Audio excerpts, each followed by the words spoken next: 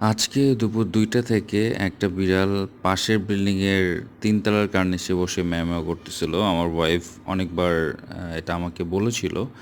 আজকে রাতে ঘুমোতে যাওয়ার আগে আমরা যখন সব লাইট অফ করে ঘুমাতে গিয়েছি, তখন দেখলাম যে আমাদের যে এই বারান্দা দিয়ে এই বিড়ালটা আমাদের বেডের নিচে ঢুকে পড়েছে। পরে অনেকবার ডাকাডাকি করার পরে কিছু বিস্কুট খেতে দেওয়ার পরে বুঝলাম যে হয়তো বিড়ালটার অনেক তৃষ্ণা পেয়েছে, মানে পানি পিপাসা পেয়েছে। যেহেতু অনেক গরম, তাই ভাবলাম যে তাকে একটু পানি দেওয়া উচিত।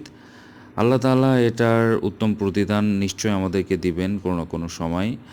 আর যাই হোক, যেহেতু এটা ফ্ল্যাট বাসা, তাই আমরা এই বাচ্চাটাকে বের করে দেওয়ার একটা চেষ্টা চালাচ্ছি। যাই হোক, কিছুক্ষণ পর যখন পানি খাওয়া শেষ হলো, আমরা ঘর থেকে বের হয়েছিলাম আর বিড়ালটা ওই যেখান থেকে ছিল সেখান থেকে বের হয়ে গিয়েছে।